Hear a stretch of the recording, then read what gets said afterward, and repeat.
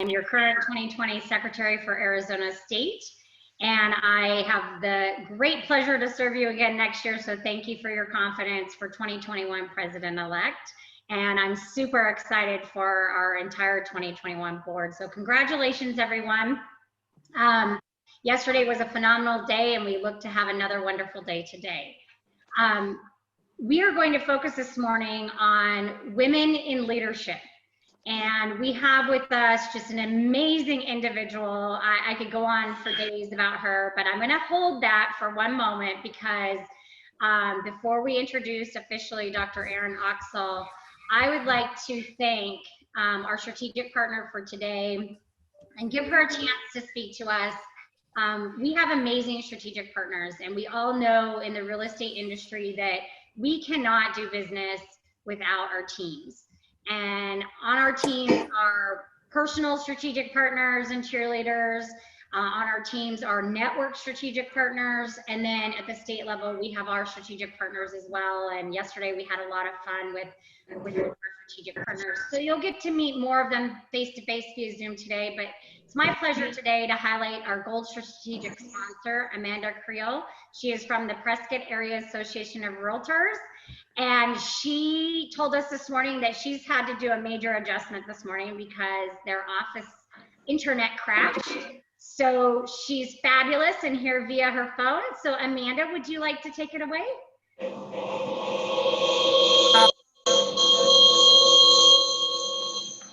Be here and getting some major feedback from somewhere, but I'm thrilled to be here.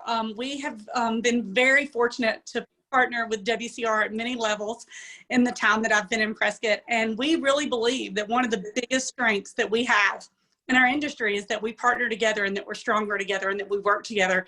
And we truly believe that at Prescott, and we work not only with our local network, but we're always trying to find ways to partner even with other networks and with our state network, because it's so important and that we can do so much together. I know we wanted to say, and one of the reasons we sponsored this year is we're super grateful for some of the ways that you and all of the local networks have partnered with us in the last few years. One of those things was our women's conference last year when we got the NAR grant, and we had some of you as leaders and some of the networks across the state join us for what was a fabulous day celebrating women in leadership. And I think that goes really well with what you guys are going to be talking about today, because we believe in that. We believe in not only creating opportunities to create new leaders, but celebrating those that have already stood up and taken the charge. And that event was an awesome opportunity to do that. One I am very glad that I got to be a part of. The local network here was an awesome partner putting that together, and then all of you out the state joined us. And so today we're just here to say thank you. Thank you for letting us be a part of your world. Thank you for partnering with us. Thank you for letting us give back to you in this small way as one of your strategic partners. And we just hope that today and your whole conference is phenomenal. We're so proud of you all for adapting and going through with what you're doing. And we know that you guys are going to have an awesome day and an awesome future as you continue not only to work hopefully with your WCR, but also with your local association and make our industry as a whole better, because that's what we truly believe in the Prescott Area Association of Realtors. And that's why we're here today. And that's what we hope to see all of you do. Thank you so much for having me. Thank you, Amanda. Yes, and I was at that event, and I'm telling you, it was an amazing event. You all did such a fabulous job, and it has been just personally great to be a part of Prescott and learn more about your area, your association, and your members. And our very own Kay Carlson will be our 2021 president, and she hails from Prescott. Woo! So thank you again, Amanda, for being such an amazing strategic partner. So without further ado, if everyone can please mute yourselves, because we now are moving on to our main attraction for today, and that is Dr. Erin Oxall. And like I said earlier, I can't say enough about Dr. Erin. She's not only an award-winning international speaker and trainer, she is a 4-time #1 best-selling author. She was voted for 2018 Saleswoman of the Year, 2018 Nevada's Top 20 Most Powerful Women. psychologist and coach and a mother and a wife. And she does it all very fabulously. And I just have to say one more thing before I turn it over to Dr. Erin. I met Dr. Erin because of the power of Women's Council. So I am connected with a former network president in Reno, and she invited me to a little podcast they were doing pre-event, and I just fell in love. I was like, I have to have her in Arizona.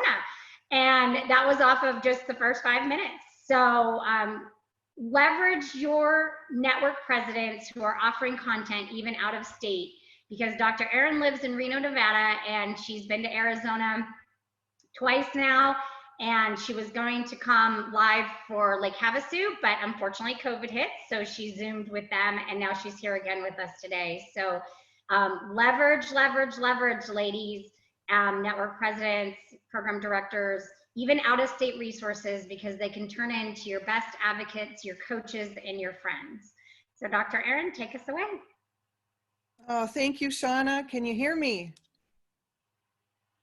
We're Yes. good to go? Okay. Here. Okay, everyone. It's so great to be with you. Never, ever did I think I'd be doing a keynote from my living room. And here we are. And I may or may not have pants on. I'm just saying.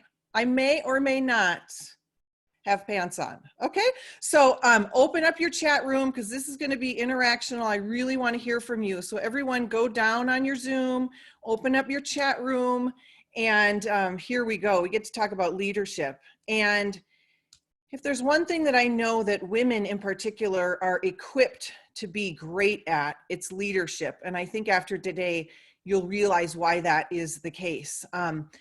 And I want you just to kind of assess where you are in terms of leadership. Maybe you have a big team, you're already a leader, and it's going great, but maybe you're asking yourself, how do I raise up more leaders so that we can really have more of an impact, right? Maybe you're working kind of solo, and you know you want to lead a team, and it kind of scares you of, how am I going to do all that? I can barely handle just what I've got on my plate now. Maybe you know a good leader when you see one, but you're not quite sure, can't quite put your finger on what exactly is it that makes them such a good leader so that I can duplicate that in my life. But we're going to talk a lot about the psychology of being a leader, as I am a psychologist, okay? And here's kind of how I want to set the stage. Can you see my screen all right, Shauna? Okay, great. So here's what we're going to talk about today. Leadership is actually a direct result and is correlated and is a function of your influence.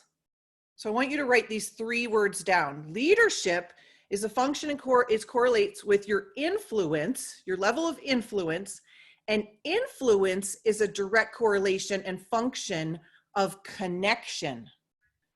So you know, as women, our superpower is connecting. So by default, you're going to learn, and I want you, if you get nothing out of today other than those 3 words of what's leadership. Leadership is influence, and how do I have influence? I connect. That's what I want you to get away from today, okay? So I want you to just pause for a second in your life, and I want you to think about who has influenced you the most in your life. And I want you to bring them to your mind's eye and share in the chat room who has been the most influential person in your life. And the interesting thing about this is most often that person is actually in our life, but sometimes they're found in a book, or sometimes we're highly influenced by someone that we don't necessarily know. You know, I know Oprah actually really influenced me. I watched her every day growing up, and she was really a big influencer of how I thought in my life. Okay, your mother, Stephanie, thank you for sharing. My dear friend, Marisa, we have this funny saying in our family. It came from grad school, actually, when my grad school advisor was teaching us to find a subject matter that we would research and do our dissertations on that we fell in love with, because we would be spending the rest of our life doing this thing. And he goes, finding your research topic is kind of like dating. You got to kind of date around until you find the one you love. And he goes, actually, it's like this. You need to find your Garth. And Garth is my husband.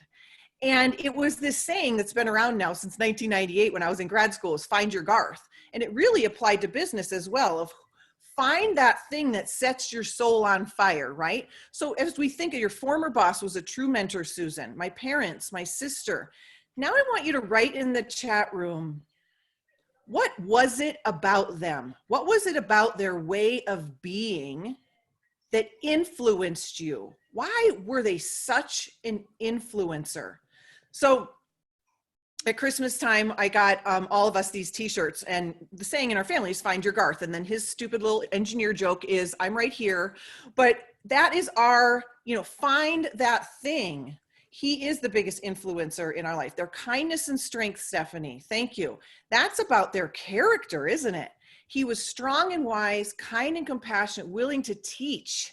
She never backed down. She always took on a challenge. We're going to talk about that, Sabrina. That's a big aspect of an influencer. Strong female, never gave up in all she had. She taught us the joy of giving, also the mark of a great influencer and leader. Thank you for playing in the chat room, everybody. Always look to the next level for herself. That's also a great aspect of a great influencer. So you're going to see, as you think about who influenced you, they're going to fit into this construct, and it's going to make so much sense. Thank you for sharing that. Oh, my father, he was genuine, calm, and full of strength. Beautiful. So Garth says, I'm right here, and little Zachary, be like Garth. Okay. So when you study leaders, these are the three qualities of what makes them have influence. So influence is this construct of being able to onboard people onto your mission, into a shared mission, into an idea, into your vision, right? So these are the three qualities. Influencers challenge you to grow. So Sabrina said that about her mom. She always challenged people to go. Someone else said they were always looking for their next level. That's what an influencer does. And if you think of the greatest leaders in your life, they're challenging you. They probably asked you to create a higher level for yourself than you were at or could see for yourself, right? The second quality, the second thing they do is they teach people how to think about things. So it sounds like this. You might use these phrases like, have you ever noticed? Have you ever wondered? Have you ever thought about it like this? You can use that phrase in business, in sales, in onboarding people. Have you ever noticed? Have you ever thought about selling your house in a time such as this? Have you ever wondered, is it possible to sell your house without having a panic attack and rocking in the corner? Like, hello, that was my experience, right? Like, influencers teach you what to pay attention to. They suggest a way of thinking about things. And last, influencers role model the way, right? They first, of course, influence themselves. And by doing so, they attract others that want a piece of it, right? It's like you set yourself on fire and people will come to watch you. It's like magnetic, right? So those are the three qualities we're going to talk about today. I love this quote, Dale Carnegie. The only way to influence other people is to talk about what they want and show them how to get it. So I want to teach you that and have you realize that the number one way to get things done in a team, the number one way to lead is to understand the power of your relationships. It makes sense, right? It seems so obvious. But great leaders understand human nature. And we're going to talk about the psychology of what we really need to understand in terms of human nature. In business, I want you to think of who has influenced you. This has been my number one influencer. He's Oprah's coach. He's my coach, Brendan Bouchard. He's the number one high performance coach. And he has studied psychologists for 20 years. He's read a paper from our world every day of his life for 20 years. And I have studied his work on high performance. But it's not a mystery. There's science to this. We know what makes a great leader. And leaders understand human nature. Okay?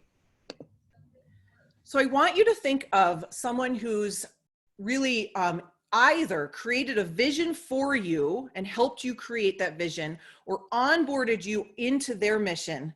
This was Debbie. I met Debbie at a swimming pool 4 years ago on 4th of July. I didn't know her. We were sitting on a lounge chair, and as I do, I just start talking to everybody. And Debbie said, what is it that you do? And right then and there in my life, I was birthing this dream to be doing what I'm doing right now. I was still in psychology, private practice. And I don't know why I told Debbie, because I had never really told anyone but Garth, but I said, I have a big dream. She's like, let's hear it. And I said, I want to like fill up stadiums and speak. And that was just crazy. I'd never really spoken before. My number one fear in life was public speaking. The goal in graduate school was to get me to talk. Okay. Like I would have a panic attack when I was called on. But I told Debbie for some reason. And I go, what do you do, Debbie? And she said, well, I'm a marketing guru. And I'm like, well, I need to hire you then. And I remember telling her, you know, my dream is to become a speaker. And I said, Debbie, I don't know, like, how does one become a speaker? How does that even happen? And I'll never forget what she said. And she said, I think you speak. And I remember thinking, like, that's brilliant.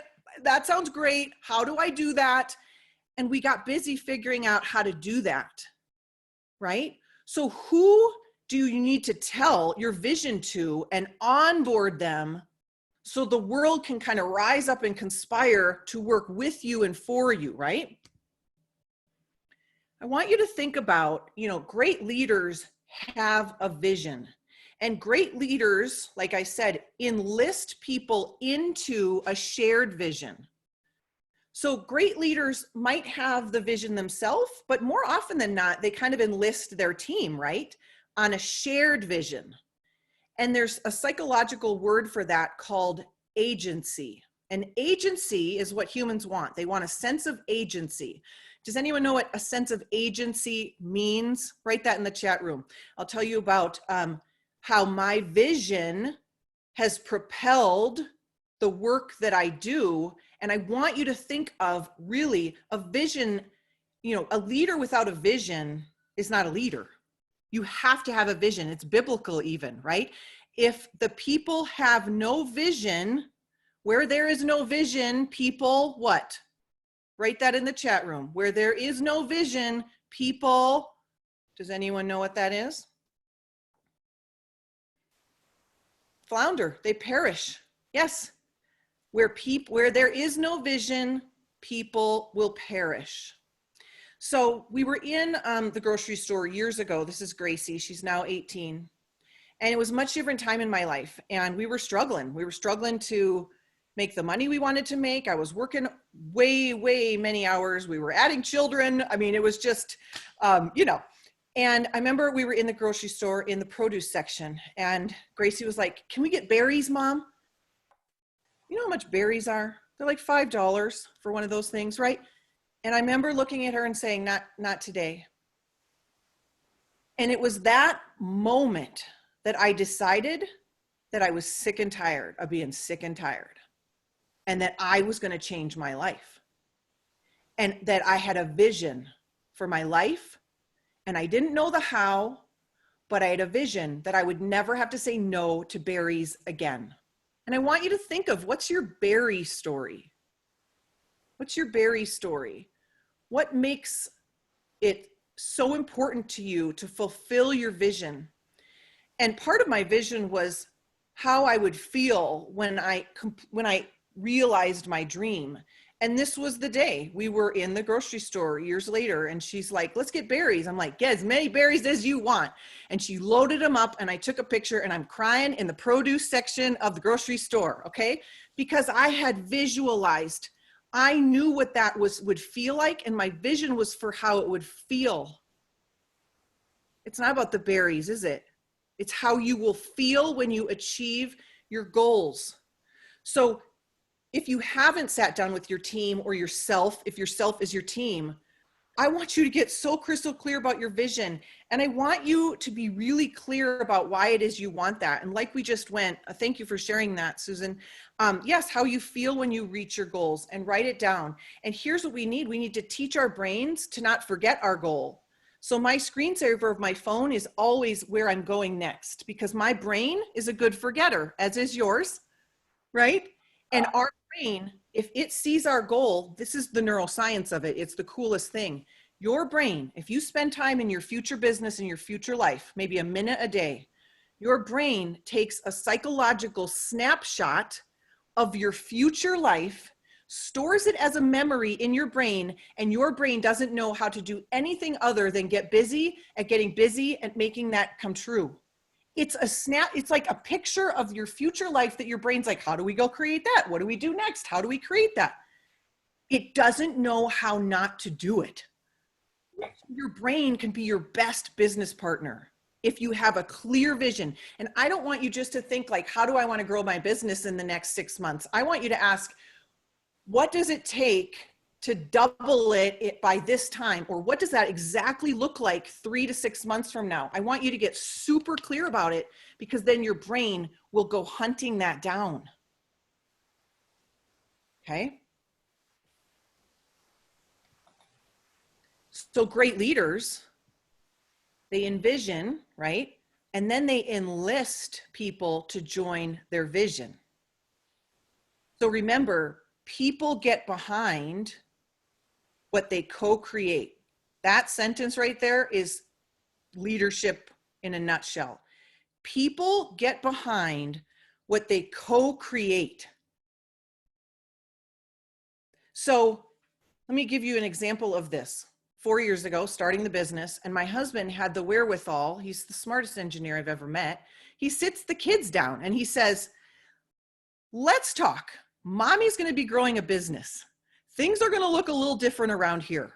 Mommy's going to be busy growing a business, but this is why.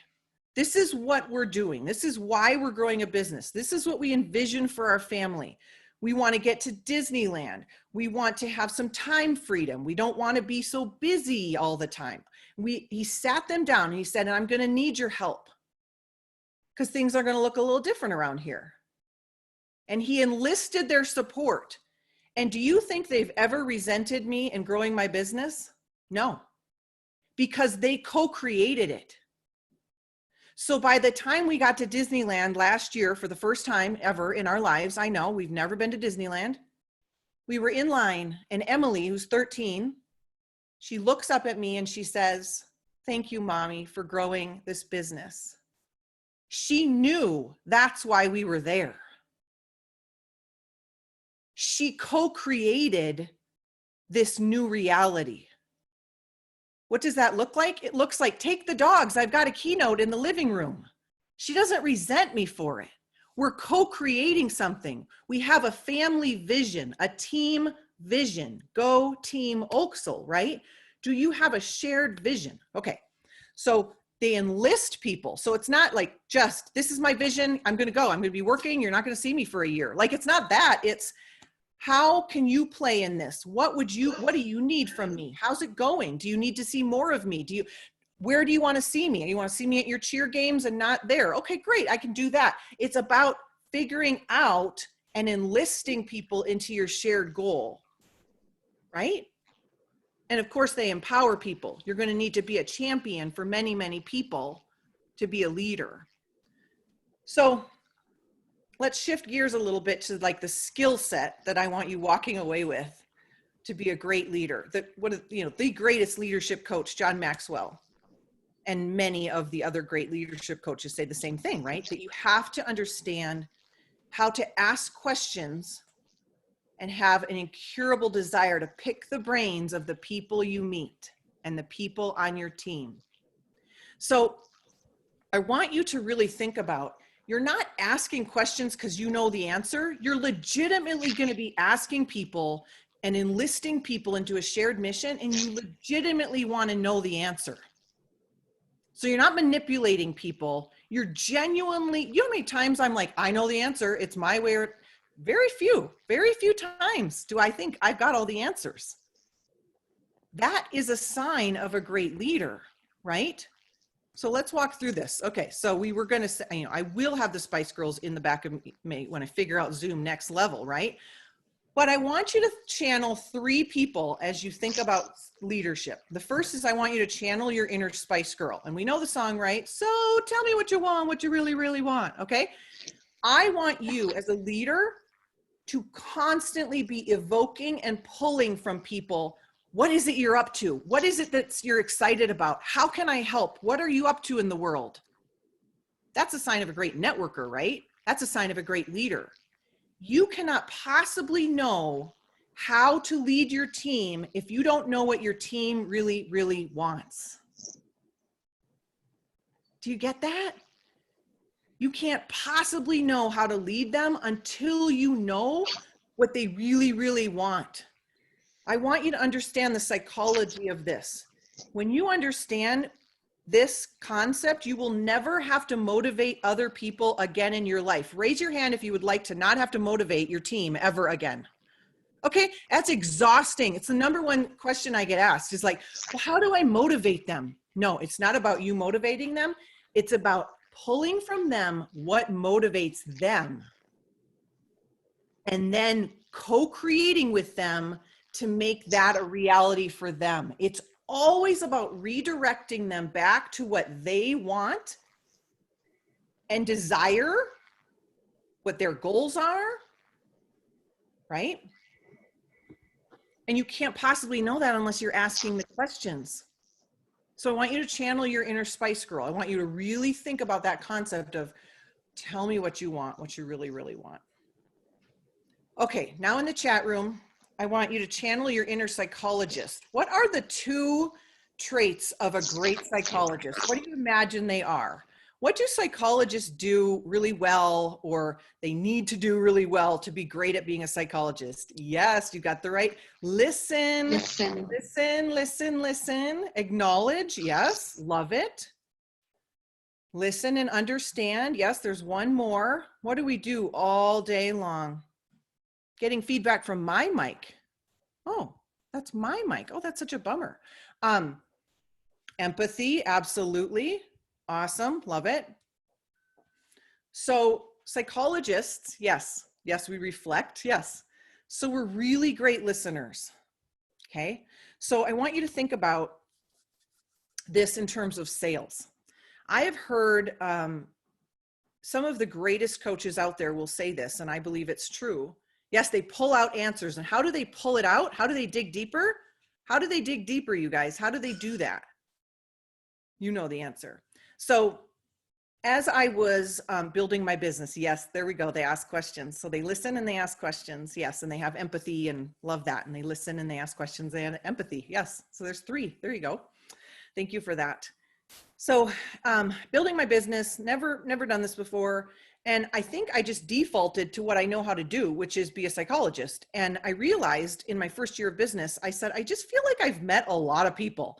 And I went back on my calendar and I was like, I went on 213 coffee dates. Do you remember those things? Coffee dates before COVID? I'm realizing, wow. And I'm nominated for Saleswoman of the Year, and I'm at the big last hurrah of the judging, and it's fancy boardroom with their fancy clipboards, and they're asking their fancy questions and they're rating the answers, and they say, Dr. Erin, what was your #1 lead generator? And just out of my mouth came coffee. And I said, what I mean by that is I look back and I went on 213 coffee dates, and what happened during those coffee dates makes me a great saleswoman.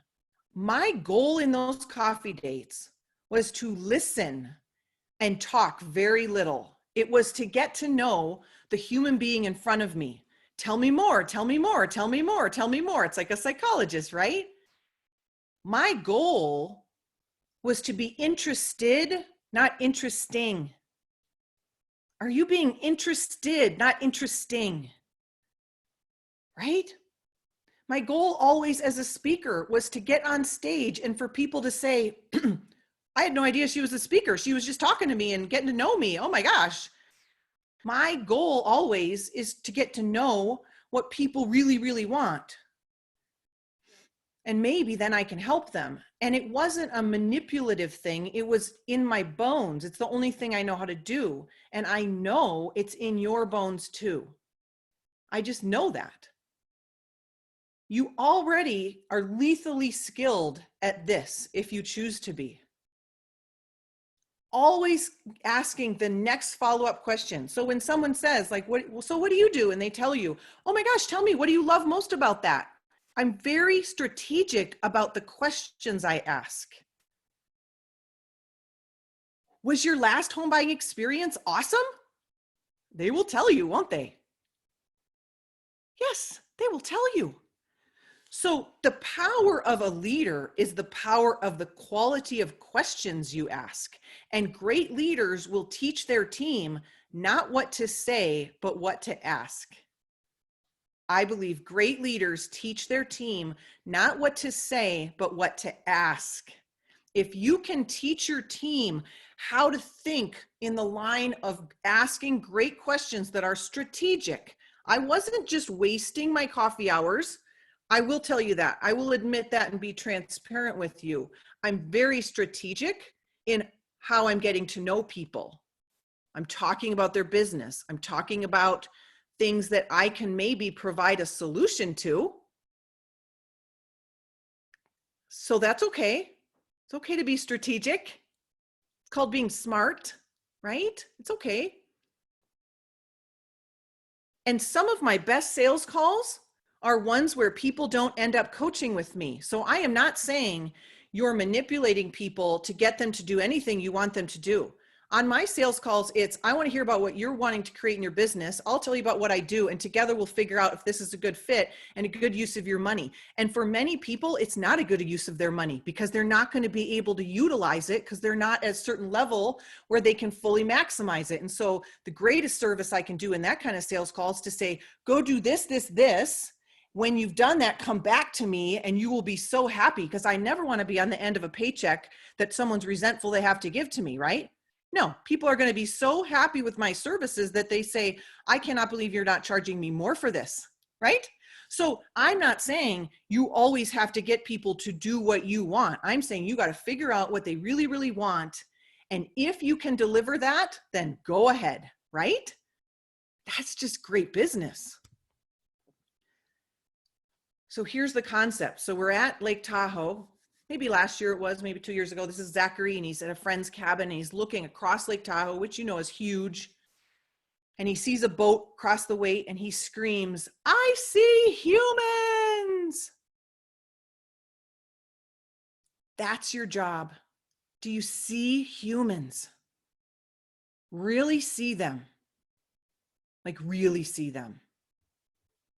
And if you do that, my friends, you will rise faster than you can even imagine. So let's talk about humans. Humans are funny. Humans are silly. Let's talk about these humans.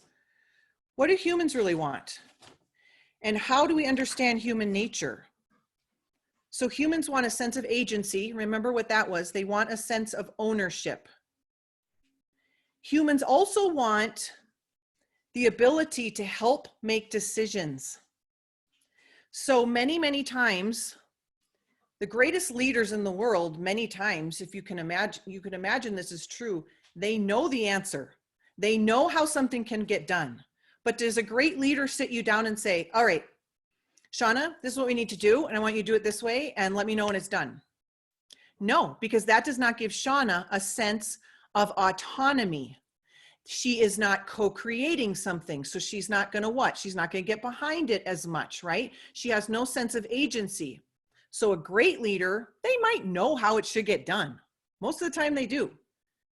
But they're asking and pulling from Shauna, this is what I'd like to have happen. I would love to, take it away. Let me know what you think. And she's going to have a sense of autonomy. And guess what gets built in that? Trust.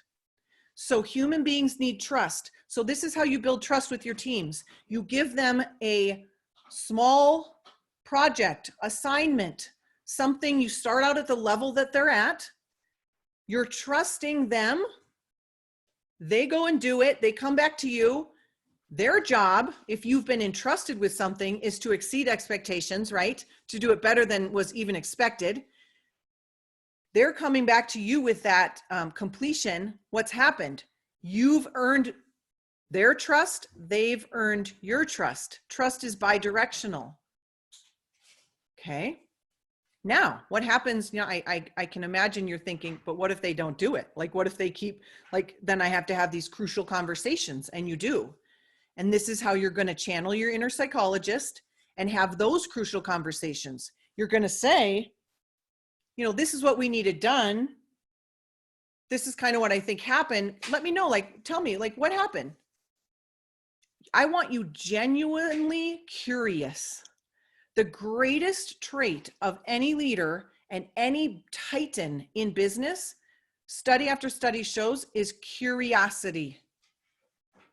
It's almost synonymous with humility, isn't it?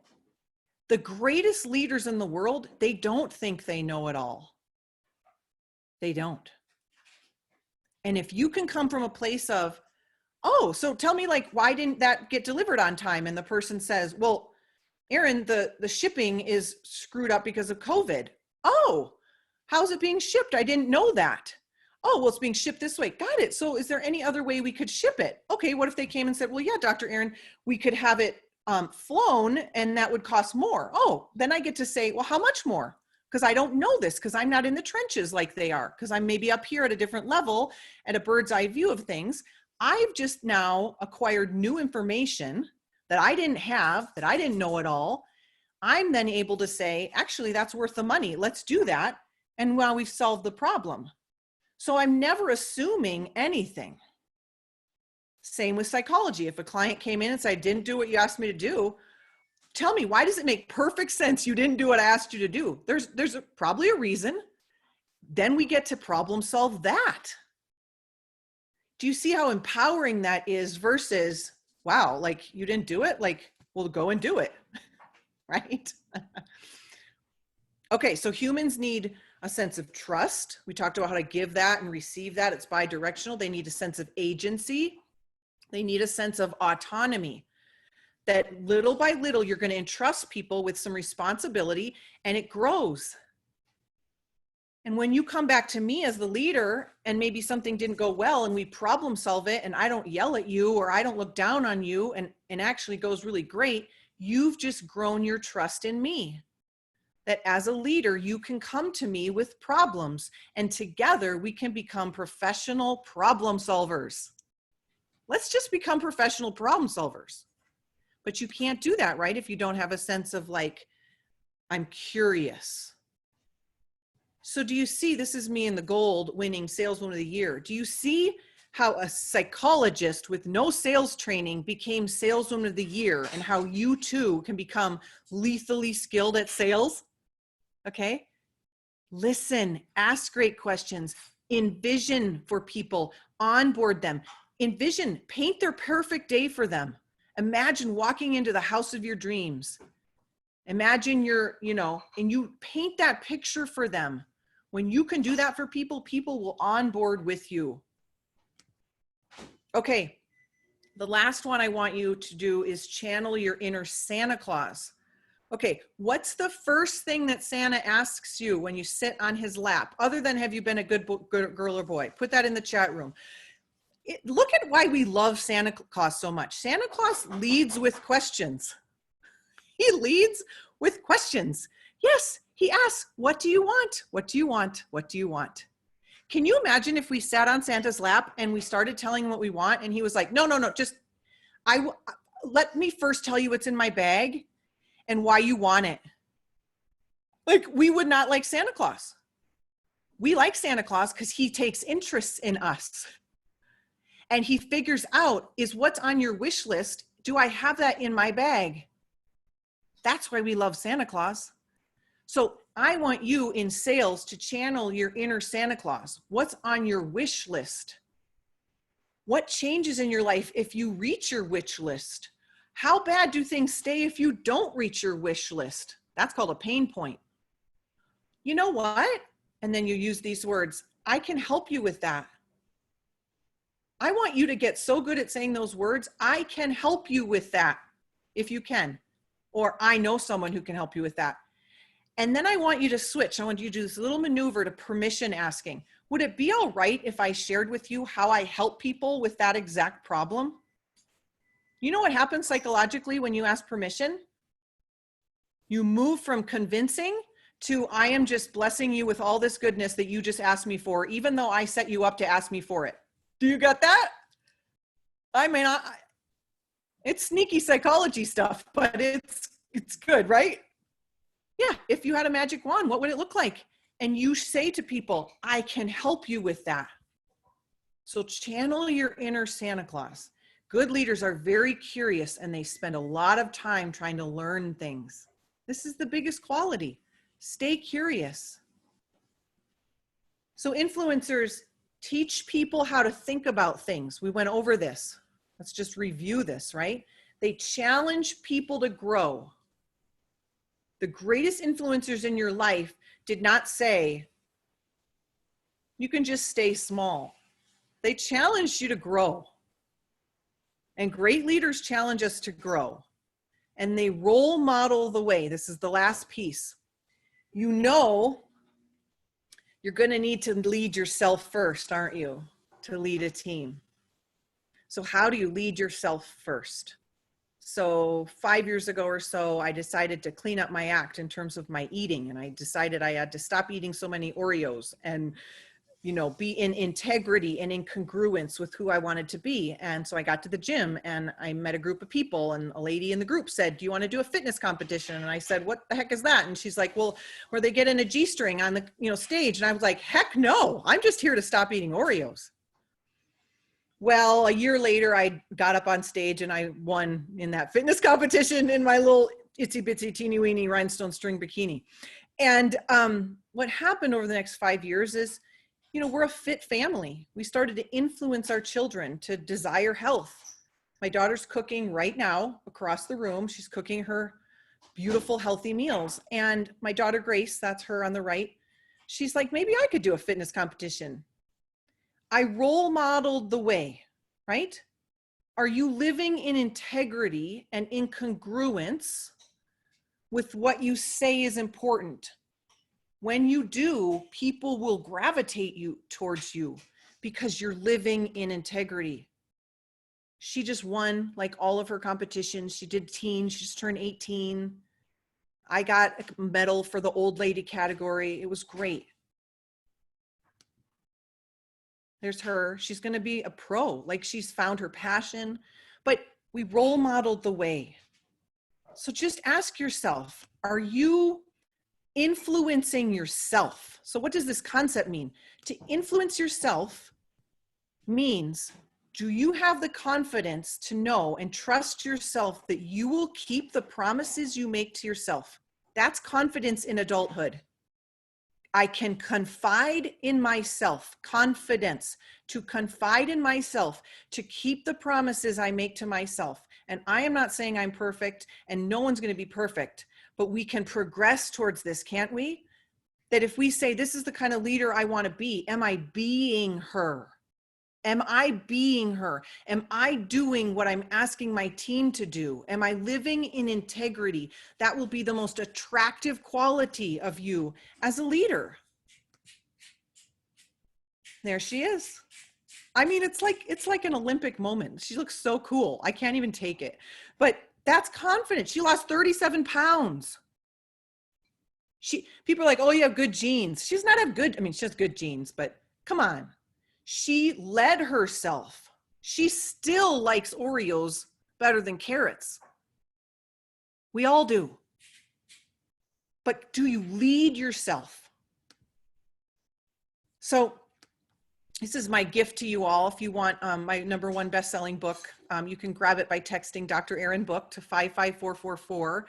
That's just a thank you to all of you for having me.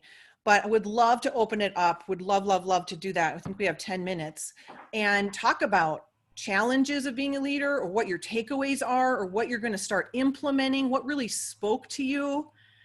But remember, influencers are leaders, right? Influencers teach you how to think about things. They challenge you to grow, and they role model the way. And leadership is a function of influence, and influence is a function of connection, and that's your superpower. So go connect your way to success, and you will bring hundreds of people with you. So thank you for having me, and open up for questions. Thank you, Dr. Aaron. You're welcome. Sherry, do we have any questions in the chat to start off with? Not that I Anyone? saw, but yeah, throw the questions in there or unmute yourself. I don't see any questions yet. Or your takeaways. I have many told me what they want, but they're not willing to put in the work. Yes, yes, yes. Okay, so I did see that one earlier. So let's talk about that for a second. So when I coach someone and I realize they're not doing what they said they were going to do, which happens a lot for humans because humans are tricky, right? I'm always circling back. Is that me? Not me, is it? I'm always circling back to their stated goals. And I'm going to say this, I'm going to ask them, so let me just ask, like, did the goal change? Did your goal change? And you know what they'll say? They'll say no. Okay, great. What did change? Tell me about it. So again, I'm very curious. When you have someone giving you an objection in sales, or I didn't do what I said I was going to do, I want you to get curious. And you're going to, it's called go with the resistance in psychology. It's not, so you're getting curious. You're like, well, tell me, like, why does it make perfect sense you didn't do that? Like, why does it make, what's getting in the way? And then I ask permission. Would it be all right if I gave you some ideas and we could brainstorm how to get you over this hump? And they'll say yes. And that permission granting is now you're not having to convince them to do something. They are taking ownership of it. Ultimately, if they don't, you have to believe them, and we have to believe the data coming in from people and saying, this is a consistent problem. This is what needs to happen.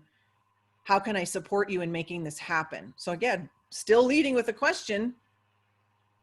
I do this in sales, you guys. I agree with every single objection that comes my way. That's the key to a great salesperson, is you agree with the objection and you get some more info. So if someone says, I just don't have the money right now, I'm going to agree and say, you got it. This is expensive and times are tough. Tell me about it. But I know that they just told me how much they want my thing.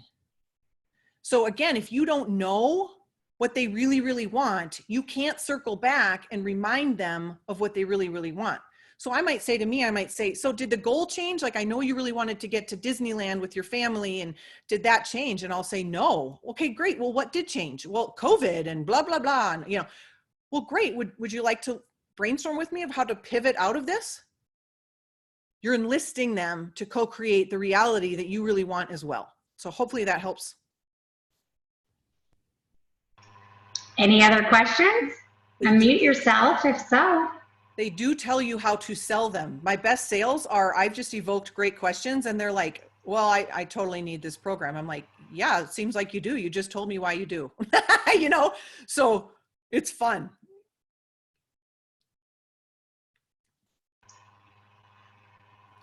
So I would just like to show, I have 2 pages of notes. Okay, and it's not showing up because of the way my camera is processing the poor lighting in my room, but I have 2 pages of notes. And I'd like to tell everybody that Dr. Aaron is my personal coach. I hired her about 6 months ago, and I'm still taking 2 pages of notes. So, and when we have our sessions, I probably take 4 or 5 pages of notes. And I can attest that not only is the coaching fabulous, it spans business, life, just everything. It's a holistic approach. But the takeaway for me is we are always learning. If you can take so many pages of notes every time you get together with someone, you're growing, you're learning. So thank you, Dr. Aaron, for presenting to us today. I would like to give the audience one more opportunity for any more questions. Take advantage. It makes perfect sense that you're a leader. You're taking all those copious notes. I love it. Thank you, Shauna. Yay, thanks everyone. All right, well, thank you everyone. Thank you, Dr. Aaron. We greatly appreciate your support and helping us to be the most fabulous leaders we can be. As a reminder, in about 15-20 minutes, we are giving you a quick break and then come back for Networks Now, Leading a Network for Success. That'll be our 10:15 session led by Carolyn Altman and Kay Carlson. So thank you, everybody. See you back soon. Thank you, Dr. Aaron.